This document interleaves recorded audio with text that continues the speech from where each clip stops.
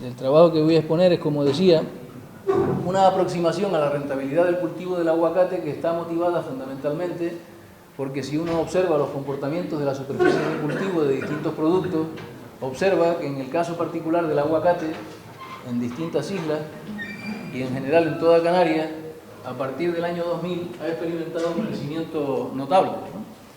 Y claro, normalmente los agricultores, cuando uno observa este comportamiento, si es un patrón que se continúa en el tiempo, responde a que encuentran por lo menos mejores márgenes de rentabilidad que en otros cultivos alternativos.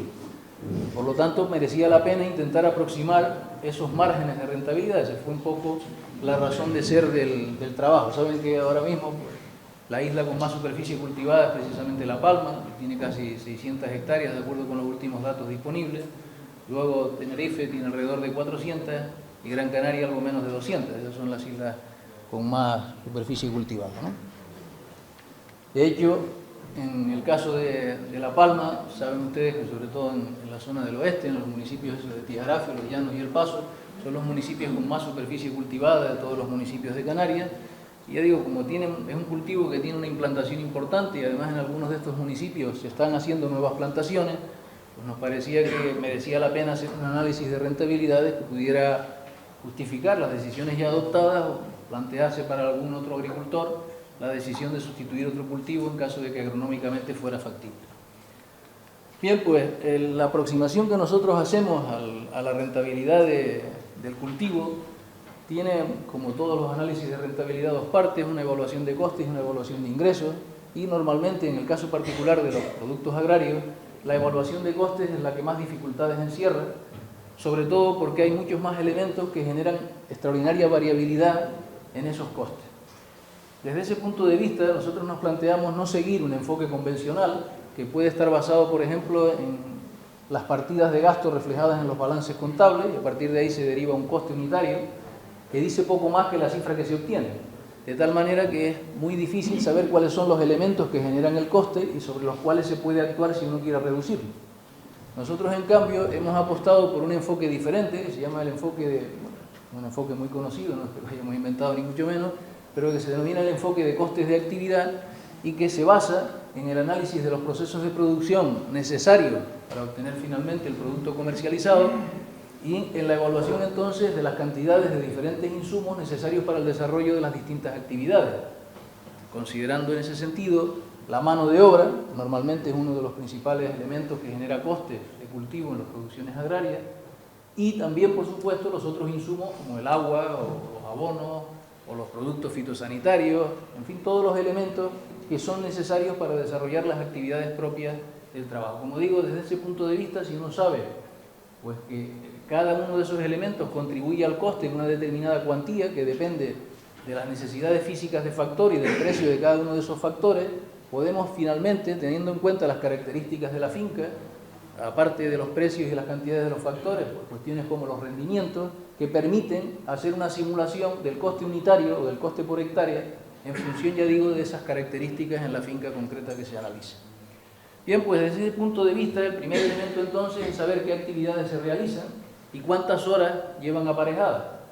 Bueno, pues a partir de consultas con agricultores y también con técnicos especializados, llegamos a la conclusión de que en una finca con técnicas de cultivo suficientemente bien llevadas, los rendimientos por hectárea podían ser de alrededor de 12.000 kilos. Eso no significa que en todas las explotaciones esos rendimientos sean así, ni que, como saben, por los fenómenos de becería, todos los años los rendimientos sean esos. Pero pensamos en un rendimiento que podría ser una especie de nivel apropiado cuando la finca está en unas buenas condiciones y se lleva con prácticas adecuadas. De hecho, de acuerdo con los datos más recientes del Anuario de Estadística Agraria, que saben que son bastante atrasados, los últimos que tienen valores de producción son de 2011, pero la superficie está disponible hasta 2013, y considerando que los rendimientos por isla eran los mismos que los que habíamos obtenido en 2011, hicimos una estimación de los rendimientos para 2013, que de acuerdo con aquellos datos salían aproximadamente 9.844 kilos por hectárea. Teniendo en cuenta que ahí pueden estar incluyéndose explotaciones en las que el aguacate sea un cultivo marginal y las tareas, por tanto, no sean desarrolladas de manera óptima, y de acuerdo, ya digo, con el criterio de los técnicos, se consideró como hipótesis de partida el rendimiento, digo, de 12.000 kilos hectárea. De todas formas, luego lo podemos modificar, pero este es un elemento clave en la estructura de costes. Podemos luego hacer simulaciones cambiando ese rendimiento para ver cómo se alteran los costes de cultivo.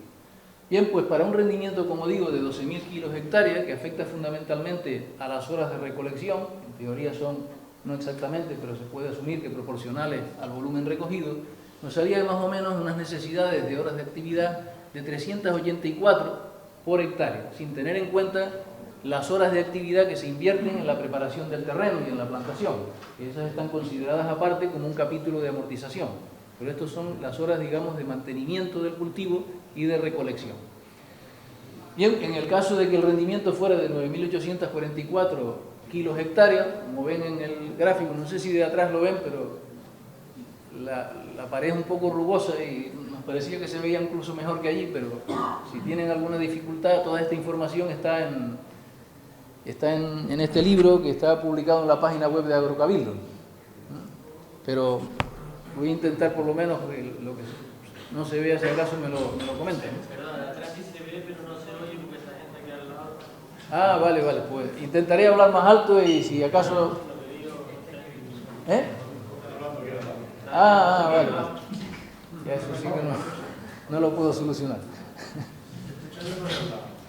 Bueno, pues el asunto es que, ya digo, con un rendimiento de 12.000 kilos hectáreas se necesitaban aproximadamente de 384 horas de actividad desagregadas, como ven ahí en las partidas que considero. Lo más importante es la recolección, y esas son las horas que cambian si se modifica el rendimiento en el supuesto que hemos hecho, mientras que otras actividades como el riego, por ejemplo, pues está más asociada a la superficie cultivada que a los kilos que finalmente recoja, y por eso la hemos mantenido constante aunque cambien los rendimientos.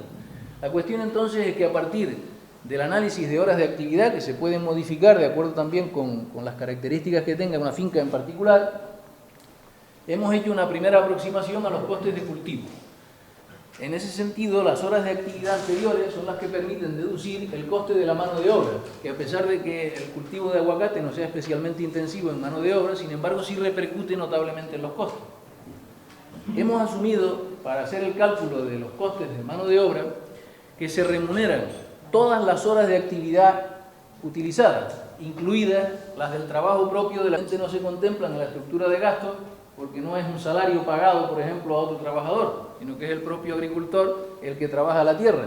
Pero las horas que dedica a trabajar la tierra son horas que tienen un coste de oportunidad, en el sentido de que ese tiempo podría dedicarse, en algunos casos al menos, a otro trabajo que estaría remunerado. Por tanto, nos parece que la aproximación más lógica a los costes de cultivo debe exigir la evaluación de los costes de todas las horas de actividad invertidas en el proceso de producción, incluyendo, ya digo, tanto las horas de trabajo asalariado como las horas de trabajo propio del agricultor, de la familia, de los amigos, o todo lo que se pueda considerar que son necesarias para desarrollar las tareas de cultivo. Bueno, pues cada una de esas horas de actividad se ha remunerado teniendo en cuenta el convenio colectivo regional del campo vigente en el año del que hicimos este trabajo, que fue en 2013, y añadimos la seguridad social en el régimen especial agrario, pero dentro del sistema general, para el caso particular de un trabajador fijo discontinuo. Total, que el coste de la hora de trabajo, de acuerdo con estos criterios, está alrededor de casi 9 euros hora, 8,69, que repito, no es el salario, sino el salario más los seguros sociales, es decir, lo que cuesta a la empresa una hora de trabajo, desde ese punto de vista. En este sentido, también habría que contemplar la posibilidad de que si la finca es pequeña y el trabajador autónomo, el que desarrolla todas las tareas, pague su seguro autónomo. De tal manera que, como el seguro autónomo puede ser asimilable a la cuota que paga por un trabajador fijo discontinuo en el régimen de seguridad social, los costes tampoco cambiarían tanto. Cosa distinta es que el agricultor contrate y además tenga que pagar el seguro autónomo, cuestión que también puede ocurrir y que es uno de los parámetros que luego contemplaremos. También es verdad que en el caso de que el agricultor no se dedique solo al aguacate, sino que tenga, por ejemplo, también plátano, pues no puede imputar el coste del seguro autónomo al cultivo del aguacate, sino que deberá ser en proporción a la superficie cultivada que tenga de uno y otro cultivo, ¿no? De todas formas, después podemos hacer, si quieren, simulaciones para ver qué pasa en función de las características particulares que tenga el agricultor que lleva la finca, ¿no? Bien, el caso en todo caso es, finalmente, fíjense que las 384 horas que habíamos comentado antes, a un coste unitario de unas 8,69 horas, dan un total superior a 3.300 euros por hectárea. Y con los rendimientos de 12.000 kilos hectárea significarían casi 28 céntimos de euro por kilo de aguacate comercializado, ¿vale? Bien, el otro capítulo importante, voy a centrarme en el caso de 12.000 kilos hectárea, porque en el otro, bueno, si son las mismas, no son exactamente las mismas necesidades de mano de obra, son algo menos, pero el salario es el mismo y por lo tanto el coste unitario simplemente aumenta un poco porque bajan los rendimientos. Pero decía que en el caso de 12.000 kilos hectárea, que es el que tenemos en las dos columnas de la izquierda, los otros capítulos importantes dentro de los costes de cultivo son el agua y luego los fertilizantes, y luego comentaré alguno más. En el caso del agua, seguramente no, seguro, con toda seguridad, los datos son extraordinariamente variables, tanto en términos de requerimientos de agua de riego como en precio del agua. Por tanto, esto no es sino una aproximación, teniendo en cuenta que en el caso, por ejemplo, de las explotaciones que hablábamos, los requerimientos podían variar desde 2.600 metros cúbicos hectárea hasta más de 6.000. Y entonces, teniendo en cuenta la ubicación de las distintas superficies, llegamos a un convenio en torno a 3.900 metros cúbicos hectárea como necesidades de riego que están utilizándose aquí. Luego los podemos modificar, quizá en algunas zonas de La Palma se necesiten menos riego o más riego, lo podemos modificar luego. Y en cuanto al precio del agua, la variabilidad es todavía mayor. Quizá aquí está el precio a lo mejor en torno a 20, 25 céntimos de euro, ¿no? por metro cúbico. En Tenerife está en 50, 60, en Gran Canaria puede estar hasta 70, puede ser incluso más alto. De tal manera que hay una gran variabilidad y lo importante, ya digo, no es dar una cifra fija, sino tener en cuenta que en función de la finca particular podamos ver qué genera el coste y podamos modificarlo, o si quieren, como digo, lo podemos hacer. Otra partida de fertilizantes o productos fitosanitarios fue deducida a partir de la información que nos proporcionaban los técnicos, según los requerimientos de los productos utilizados y la cantidad y los precios unitarios de estos productos, se llegó a la evaluación que ven ustedes ahí en la transparencia. Y luego me gustaría comentarles sobre todo dos capítulos, que son el capítulo de amortizaciones, por un lado, y luego el de renta de la tierra. En el caso de las amortizaciones, bueno, la mayor parte de las superficies de cultivo de aguacate son al aire libre, por lo tanto solo hemos considerado la instalación de riego, también la preparación del terreno. La instalación de riego la valoramos de acuerdo con los impresos que salen en las solicitudes de ayuda para financiar las inversiones.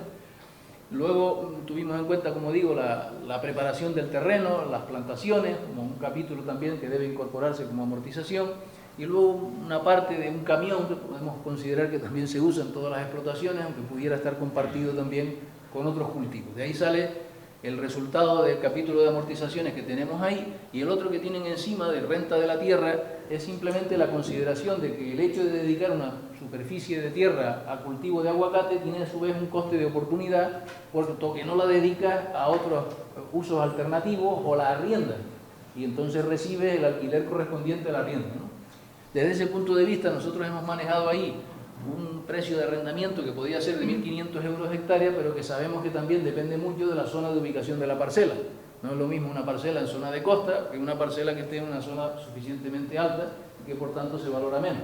Pero son, ya digo, parámetros que podemos modificar. El caso es que con todos estos supuestos, ya digo, amparados no en nuestro conocimiento de las superficies de cultivo o de las técnicas de cultivo, sino de lo que nos decían los agricultores y los propios técnicos, y que seguramente aquí podremos modificar para ajustarlo mejor a las características de las explotaciones particulares, resultaba que por hectárea cultivada nos salía un coste de cultivo total a salida de finca superior a 11.000 euros, lo cual quiere decir que el coste por kilo, si los rendimientos son de 12.000 kilos hectáreas, estaría en torno a 92 céntimos de euro por kilo. Si los rendimientos son más bajos, el coste por kilo subía, por ejemplo, en la simulación que habíamos efectuado, de acuerdo con los rendimientos medios a partir de las estadísticas oficiales, y llegaría a estar por encima de 1 euro más de 8 céntimos, casi 1,09 céntimos. Bueno, pues un enfoque similar se ha utilizado para derivar los costes de empaquetado. En este sentido, muchas veces es bastante complicado saber cuáles son las necesidades de mano de obra para empaquetar, por ejemplo, para manipular una tonelada de aguacate. Sobre todo porque en los empaquetados que visitamos estaban sobre todo dedicados también al plátano, y por lo tanto era difícil separar las horas de actividad dedicadas al empaquetado de aguacate y las dedicadas al empaquetado de plátano. Pero a partir de la consulta con los técnicos del empaquetado, llegamos a la aproximación de que aproximadamente una tonelada de aguacates manipulado en el empaquetado requeriría una hora de trabajo de 4 operarios, aproximadamente. Y este es el supuesto a partir del cual pues hemos sacado los costes de mano de obra, asumiendo también en este caso que la hora de trabajo en el empaquetado se remunera de acuerdo con el convenio de empaquetado y también sumándole los seguros sociales, en este caso en el régimen general. Eso daba lugar a un coste unitario, es decir, un coste laboral para la empresa por hora de trabajo de alrededor de 10,17 euros. De ahí salen los aproximadamente 4 céntimos de euro por kilo en mano de obra en el empaquetado. Pero el capítulo más importante en el empaquetado pues sobre todo la caja y en general la partida de materiales. Estamos considerando el coste no solo del cartón, sino también de la preparación de la caja, del colado, los materiales que requieran, y luego también otros materiales para formar el pallet, etc. Teniendo en cuenta todos estos componentes, el coste unitario de materiales superaba los 16 céntimos de euro por kilo, casi 17, ¿no? Y estos eran los capítulos más importantes.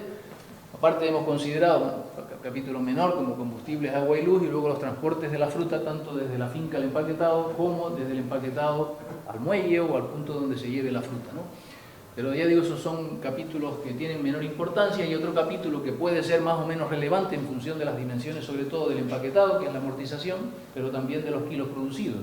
El dato que a nosotros nos sale ahí de amortización es relativamente bajo, porque se trata de, bueno, tomamos como ejemplo un empaquetado que tenía volumen de manipulación de fruta a lo largo del año de más de 11 millones de kilos, no de aguacate, sino sobre todo de plátano, y entonces simplemente la amortización del empaquetado la asignamos por kilo empaquetado, asumiendo que la amortización corresponde tanto a los kilos de plátano como de aguacate, pero de acuerdo con las proporciones relativas, ¿no? Bien, y finalmente hemos incorporado un capítulo de administración que, bueno, es simplemente la mano de obra, pero no en empaquetado propiamente, sino en gestión del empaquetado, que también hemos contemplado ahí para el empaquetado que les decía, que sirvió de modelo y que, de acuerdo con esa estructura grande que tiene, de un volumen alrededor de 11 millones de kilos, la gestión por kilo pues no representa tal magnitud, ¿no? Bueno, evidentemente a partir de todas estas cuantías sale un coste total en empaquetado que no llega a 26 céntimos de euro por kilo, en el caso de empaquetado tradicional, es decir, en cajas de 4 kilos. ¿Vale? Otra cosa es el empaquetado, por ejemplo, que se hace para los supermercados. En ese caso son cajas de plástico, y en el caso concreto que nosotros analizamos, teniendo en cuenta los costes de empaquetado y luego la distribución ya hasta la entrega al supermercado, el coste total se elevaba bastante hasta 72 céntimos de euro por kilo. Bueno, pues una vez vistos los costes de cultivo y de empaquetado, hemos analizado también los costes de comercialización, que dependen fundamentalmente del mercado al que se destine la fruta obtenida, ¿no?, y empaquetada. Bueno, y hemos considerado en este sentido tanto el mercado local, entendiendo por mercado local el mercado canario, aunque sabiendo que la fruta, por ejemplo, de La Palma se envía sobre todo a Gran Canaria. Por lo tanto, en ese caso, hemos asumido que para una explotación promedio, modelo, sin que modelo signifique ideal, sino simplemente para hacer una aproximación inicial, el 50% de la fruta hemos asumido que viene de La Palma, ¿vale? Que no todo viene de La Palma, sino que el 50% viene de La Palma. De tal manera que en la comercialización en el mercado local estamos haciendo referencia a producción, por ejemplo, de Tenerife, que se comercializa en Tenerife, o a producción de La Palma, que se comercializa en Gran Canaria. ¿De acuerdo? Bueno, pues en el caso particular de este modo de comercialización, los costes de transporte, de acuerdo con los costes tipo que maneja el Ministerio, los hemos estimado aproximadamente en 6 céntimos de euro por kilo. Lo que pasa es que ahí aparece la mitad porque estamos asumiendo que solo el 50% de la fruta procede de Isla Menor, ¿no? Ese dato que tienen aquí, no sé cómo era, este 033, es la mitad del coste de transporte de la fruta por kilo desde La Palma hasta Gran Canaria. Estamos asumiendo que todo va en contenedores, contenedores de estos que llevan 33 pales, cada uno de los cuales lleva 176 cajas de 4 kilos. Total son unos 23.200 kilos aproximadamente. Pues con esos pales el coste tipo que señala el Ministerio da lugar a un coste por kilo de alrededor de 6 céntimos. Bueno, esto es lo que daba realmente en el caso de los costes tipo que estaban publicados el año que hicimos el estudio. Ahora mismo resulta ya que el coste tipo que el propio Ministerio maneja para el transporte desde La Palma a Gran Canaria es, por hacernos una idea, superior al coste desde una isla central a Cádiz. Es mayor. El propio Ministerio asigna un coste más alto al transporte interinsular que al transporte desde las islas centrales a la península. Entonces, en el caso que estamos contemplando nosotros, en el año que manejamos esta información, el coste de transporte a Cádiz, de acuerdo con esos costes tipo, estaba alrededor de 7 céntimos de euro por kilo, mientras que el coste de transporte a Europa, de acuerdo con lo que nos comentaban los exportadores, pues ese contenedor modelo que estamos manejando podía costar alrededor de 2.500 euros, lo cual ya elevaba un poco el coste unitario alrededor de 10,7 céntimos de euro por kilo. Por tanto, en el apartado de transporte a destino, que es el más importante dentro del coste de comercialización, tenemos que distinguir en el caso de mercado local 6 céntimos de euro por kilo desde La Palma. Si la explotación tiene el 50% de fruta que viene de La Palma, el coste por kilo sería la mitad, 3 céntimos. En el caso del transporte a la península, si el 50% de la fruta viene de La Palma, hay que añadirle al coste de transporte a península los 7 céntimos, los 3 céntimos anteriores. De ahí salen los 10,08 que tenemos aquí. Y finalmente este 13 sale de sumar al coste unitario por kilo desde transporte desde Isla Mayor al mercado europeo los 3 céntimos del transporte desde La Palma a una Isla Mayor para el 50% de la fruta.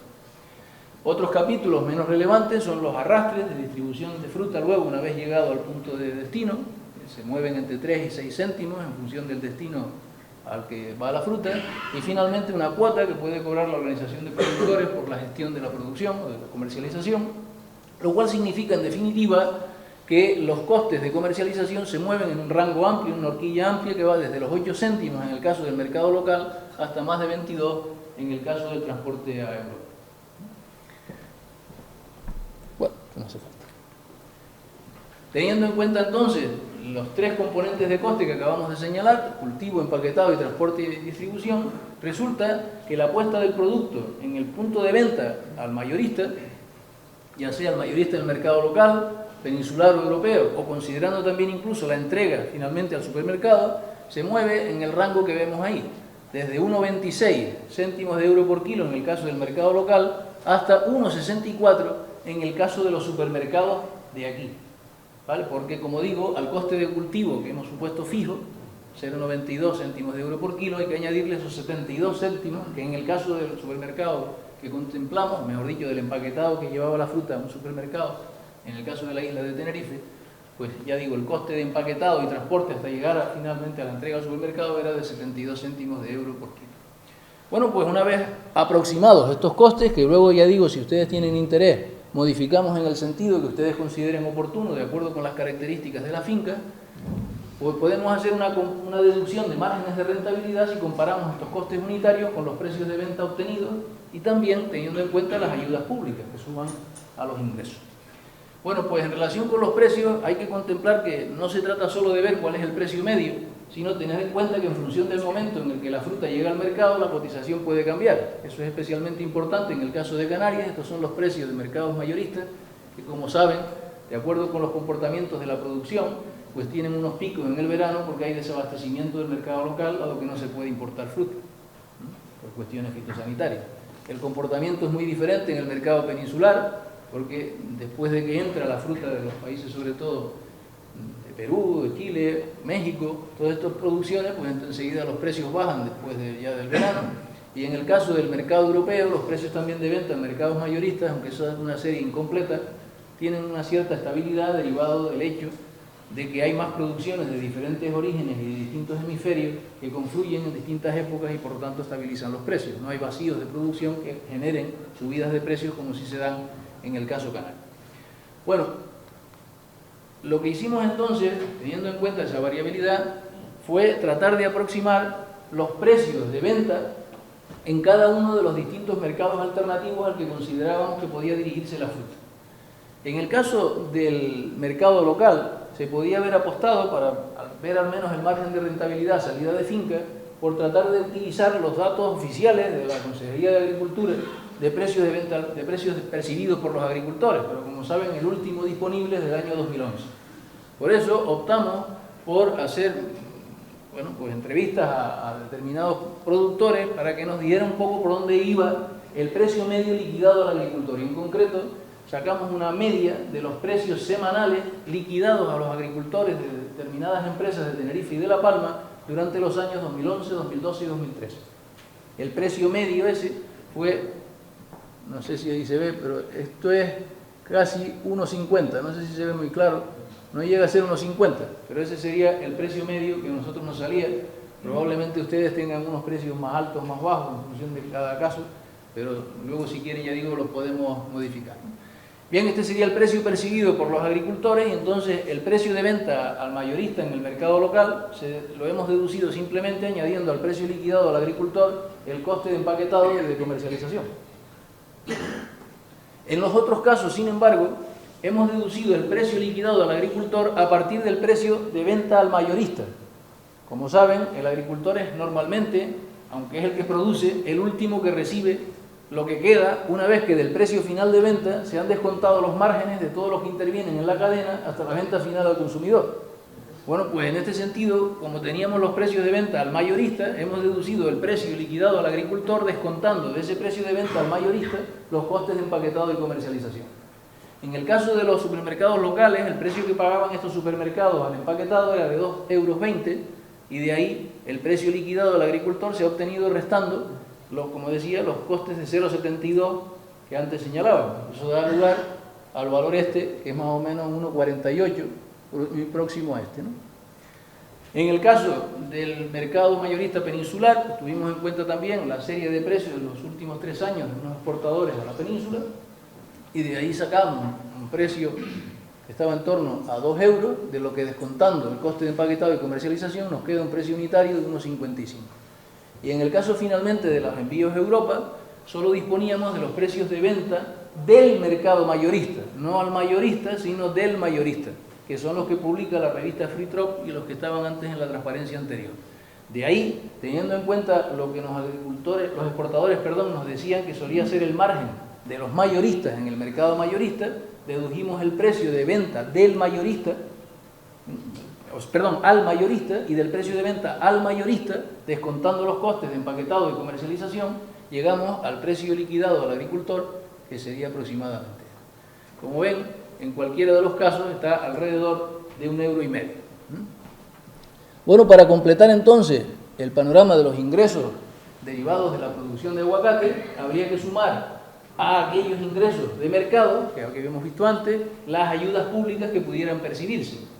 Bien, pues nosotros en concreto hemos tratado de aproximar el importe potencial, no quiere decir que sea real, de las ayudas públicas de las que se puede beneficiar el cultivo de aguacate.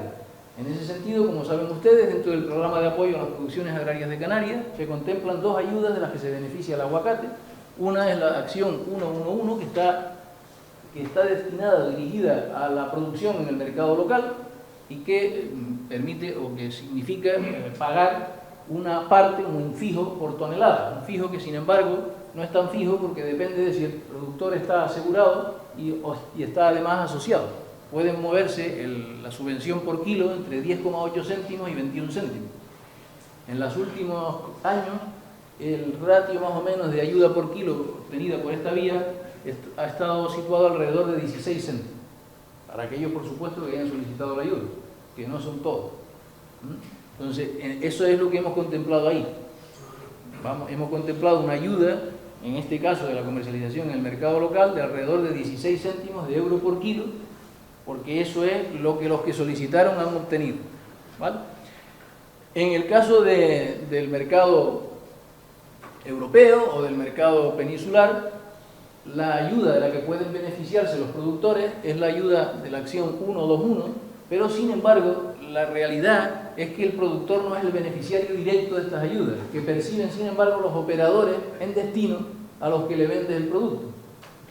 Por lo tanto, hemos contemplado esa ayuda como una posibilidad de que eso se repercuta en el precio pagado al productor, pero no es algo que vaya directamente al productor, ¿vale? De hecho, luego en la simulación podemos ver qué pasa si esa ayuda es cero, en la medida en que el operador en destino que recibe la fruta del productor no traslada nada al precio del productor.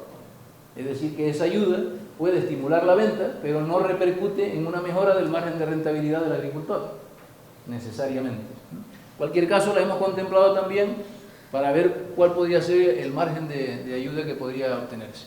Y además de estas dos ayudas contempladas en el POSEI de toda la vida, ¿no? Bueno, digo POSEI de toda la vida el nombre nada más, hay otras dos ayudas importantes que están fuera de la perspectiva comunitaria que ampara este programa de apoyo a las producciones de Canarias, que son las ayudas al transporte de carácter estatal, ¿no? Hay por un lado una ayuda al transporte interinsular, especialmente importante en el caso de La Palma, por ejemplo, y luego hay otra ayuda al transporte fuera de Canarias, y tanto en una como en otra, en el caso de la ayuda interinsular se dice que se puede subvencionar hasta el 100%, en el caso del transporte a la península o al mercado europeo se dice que hasta el 50%, con el tope de transporte hasta Cádiz. La realidad es que el porcentaje del coste de transporte que es objeto de subvención que se está pagando a los agricultores ha sido muy inferior a la que la normativa permite. Y hemos contemplado aquí lo que en los últimos años se ha pagado, que ha sido aproximadamente el 26% del coste de transporte subvencionado. O sea, en el mejor de los casos, la mitad de lo que se podía pagar. En el mejor de los casos. Bueno, pues, teniendo en cuenta este grupo de ayudas públicas, esto es una aproximación a esos márgenes de rentabilidad. Si les parece, nos centramos en el caso de que los rendimientos sean de 12.000 kilos hectárea y luego en la simulación podemos hacer los cálculos que deseemos, ¿no? Con los precios que aparecen ahí, ¿no? Los precios de salida de finca, el margen sin ayuda, de acuerdo con el coste de cultivo que habíamos contemplado antes, estaría en torno a 50-60 céntimos. De tal manera que es de los pocos cultivos que, si la finca tiene las características que hemos hecho en nuestra simulación, sería rentable, tanto en el mercado local como en el mercado peninsular o incluso en el mercado europeo, ¿no? Y si sumamos las ayudas públicas, ya digo, este dato sobre todo, bueno, perdón, son datos inflados porque estamos asumiendo que la ayuda que realmente perciben los operadores en destino está siendo trasladada a precio en el caso de los productores de Canarias. Y eso no siempre es así, yo diría que casi nunca. Por lo tanto, de este margen, siendo realistas, habría que quitar probablemente buena parte de la ayuda, que es alrededor de un 10%, 13% del precio. O sea que habría que, de alguna forma, los márgenes probablemente no lleguen a los 90 céntimos que estoy diciendo ahí, porque no creo que se traslade todo, esa prima al operador que compra la fruta canaria, no creo que lo traslade todo a precio pagado al productor. Puede que traslade una parte y podemos incluso suponer que no traslada nada. En cualquier caso, como digo, los resultados son que el cultivo es rentable, los euros por kilo de margen son relevantes y la ganancia por hectárea, de acuerdo con la hipótesis de rendimiento, pues podía moverse en ese rango de en torno a 9.000, 8.000 y pico euros por hectárea. En el caso, ya digo, ¿no? Bueno, tenía también una simulación del impacto para la economía en términos de renta y empleo, pero yo creo que quizá es más interesante que nos centremos, como decía, en la simulación de... Eso se ve fatal, ya lo sé, pero estuvimos intentando aquí... De atrás no se ve absolutamente nada, ¿no? Imagino que no. Bueno, la cuestión, lo que quiero más que nada, quizá incluso menos importante que la cifra, es que sepan ustedes que esta herramienta, que está colgada en el libro que aparece en la página web de Agrocabildo, permite adaptar las características que ahí señalamos como determinantes del coste y del ingreso y por tanto del margen de rentabilidad a cada finca en particular. Bueno, pues como decíamos antes, un elemento importante para modificar los costes, los ingresos y los márgenes son los rendimientos. Si modificamos aquí, si modificamos aquí los rendimientos, no sé si lo aprecian, ven que se van modificando los márgenes.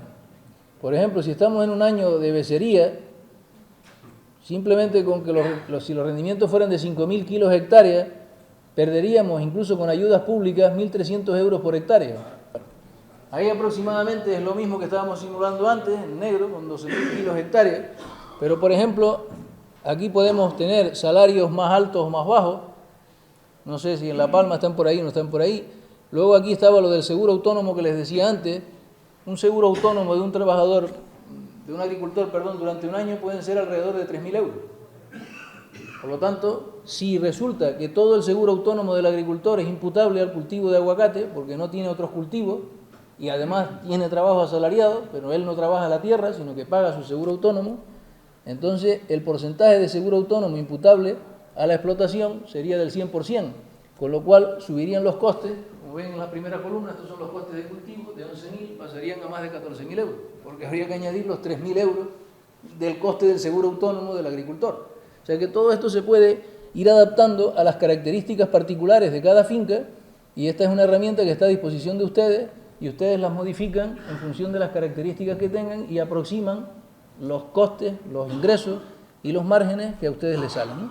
Hay otros elementos que pueden ser interesantes. Por ejemplo, en La Palma, de acuerdo con lo que yo tengo entendido, el precio del agua es bastante inferior a 50 céntimos de euro por metro cúbico. Probablemente esté en torno a 20 céntimos, no sé, o 25, o en algunos casos me han dicho que el agua es gratis, pero gratis nunca es, porque como mínimo tiene el coste de oportunidad de no venderlo, ¿vale? O sea que gratis no hay nada, ¿no? Entonces, vamos a suponer que, pero el caso es que podríamos aquí modificar el precio del agua o los requerimientos de agua y podríamos ir adaptando, como digo, a la situación concreta de cada una de las explotaciones. Aquí estoy poniendo un seguro agrario, que bueno, nosotros en la simulación asumimos 300 euros por hectárea, pero a lo mejor pagan un seguro que es mucho más alto. A lo mejor el seguro ponen 1.000 euros por hectárea, no sé, depende de cuál sea el seguro que contraten, ¿no? Pues se puede adaptar al seguro que ustedes contratan y entonces se van modificando los costes en el sentido que queramos. En las amortizaciones también podemos incluir, por ejemplo, el hecho de que tenemos que estar varios años esperando hasta que el aguacate empiece a dar fruto. Bueno, pues si estamos 4 años y cada año el arrendamiento nos cuesta o perdemos 1.500 euros, podríamos sumar a esas amortizaciones 6.000 euros divididos en un periodo de amortización que podemos estimar en alrededor de 20 años. Con lo cual, hay una serie de elementos que se pueden añadir también en este capítulo de amortizaciones y contribuir a definir un coste más adecuado, ¿no? Estos serían los elementos que hemos considerado como elementos de coste, aparte de los costes de transporte entre islas, península y Europa que les comentaba antes y que se han ido modificando. Ya termino, Pedro, ya termino. Y luego, como última cuestión, ven que aquí debajo hemos considerado también los elementos que inciden en los ingresos para reducir los márgenes, tanto los precios como las ayudas, ¿vale? De modo que podemos deducir, en este caso estamos hablando del mercado local. Bueno, pues fíjense que estas dos columnas de aquí son los márgenes. Obviamente, si el precio en el mercado mayorista local baja a 1 euro, ya estaríamos perdiendo dinero. Si sube a 1,20, ya estamos ganando, a 1,50 estamos ya ganando dinero. O sea que aquí pueden hacer simulaciones a ver cuál es el precio que les permite ya tener un margen de rentabilidad nulo o positivo, dependiendo, por supuesto, de las características que tenga su finca en particular. Bueno, pues no les quito ya más tiempo, porque esto se puede uno entretener todo lo que quieran. No sé si hay tiempo, Pedro, para si quieren comentar algo. Si no, en cualquier caso, pueden contactar conmigo a través de Ecocampa o del propio Cabildo Insular de La Palma para cualquier cosa que quieran hacer o para cualquier adaptación que a ustedes les venga bien de esta metodología para adaptarla a su finca. Y yo lo que les digo, les animo, es que si tienen oportunidad accedan a la herramienta esta que tienen en la página web y vean si les resulta útil o si, como digo, necesitan alguna adaptación, porque probablemente, como decía al principio, lo de menos son las cifras concretas que aquí aparecen.